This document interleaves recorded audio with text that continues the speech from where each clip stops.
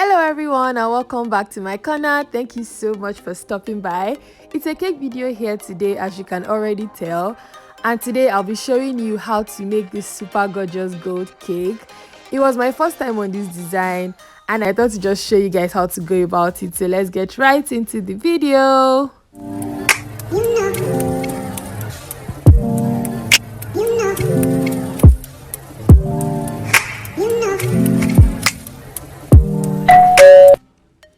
For this design, I'm going to be making use of my already crumb coated cake. If you don't know how to go about this process, please check my description box for a link to my video on how to crumb coat a cake the easiest and fastest way.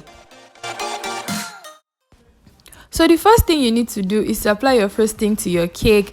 In my case, buttercream. There are two methods I know to go about this process. The plastering method and the piping method. So you can definitely go about it in any way you find easy. I find both easy, but depending on my mood and depending on the kind of frosting I'm using, I just use whichever one that comes to mind. But for the sake of this video, I'm going to be showing you both methods, and the first one I did was the plastering method. This with the piping bag is the piping method. So what you basically have to do is to fill up your piping bag with your buttercream or your whipped cream or whatever frosting you're using and apply it to the sides of your cake. Now when you want to do this, you want to make sure that you press your piping bag in a way that it doesn't give too much. I mean, when you apply too much pressure, it gives so much buttercream on the cake, and you don't want that because you end up like scraping off a lot of the buttercream. So I also found out that using the plastering method helps you reduce the amount of buttercream you use to decorate your cake. But I mean, the piping method, like, because you're applying so much pressure on the piping bag, you press too much basically. So I'm pro plastering method whenever I don't have enough buttercream, but the piping method is way easier. If you're a beginner, you definitely want to give it a shot. Up next is to cover the top of your cake.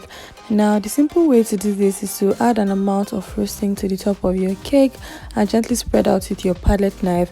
The trick to this is to hold your palette knife steady and gently turn your cake with your turntable. Once you are satisfied with the smoothness, gently take out your palette knife from the top of the cake and fill up any empty pockets you have on the sides of your cake.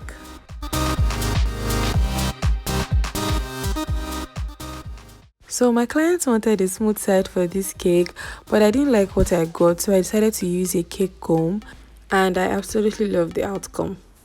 Just like the palette knife, what I expected to do is to have your cake comb on the side of your cake, holding it steady and turning your turntable as you're seeing me do to create the patterns on the side of your cake. The next thing to do is to fill up any empty pockets you have on the sides of your cake and repeat the process with your cake comb until you're satisfied with what you have. Again, what you have to do is to hold your cake comb steadily on the side of your cake while you turn your turntable around. So as you can see, I'm not turning the cake comb itself. What I'm turning is the turntable. I would like to use this opportunity to say thank you to my amazing subscribers, my amazing viewers. Thank you so much for your support on my first and second videos. I truly appreciate you guys. If this is your first time on this channel, thank you so much for stopping by. Please do not forget to subscribe to my channel. It's that red button below. Also like this video and turn on your post notification bell so you get notified whenever I post a new video. Up next is to clean up the top of your cake, and you're basically doing this by swiping your palette knife across the excess buttercream you have on the top of the cake. This is to take out any excess buttercream you have on your cake top and to also create a sharp edge for your cake. You can see that as I swipe my palette knife across the top of the cake, it takes out the excess and gives it a nice sharp edge. Up next is to mix up your edible spirit and edible luster dust.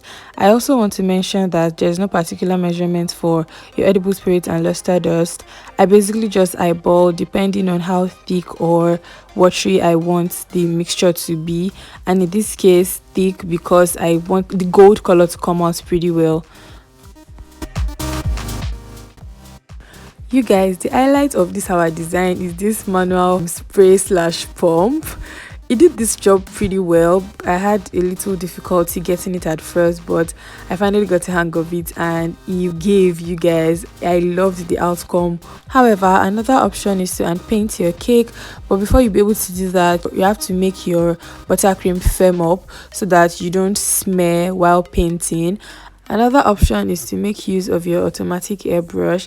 That doesn't stress you like this one would, because you don't have to like pump on the cake. So you can either unpaint, you can either use your manual airbrush or your automatic airbrush to achieve this look on your cake.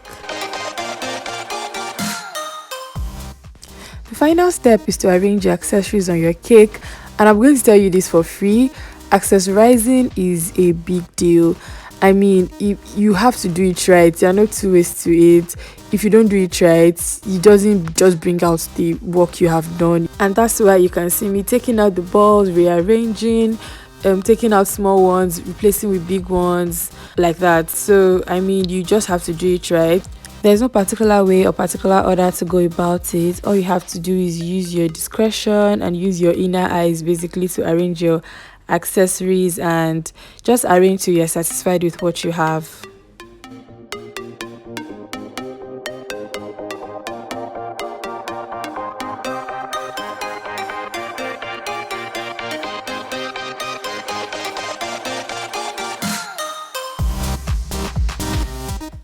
Just in case you're wondering why I'm spraying my faux balls, the reason is because the shade of the balls is different from the shade I have. So I just thought to spray them to see if it will rhyme. So yeah, I tried it out and I think there's a little bit of difference between what I had before and what I have now. And finally, I'm going to be topping up this cake with my happy birthday topper, and that's the cake complete.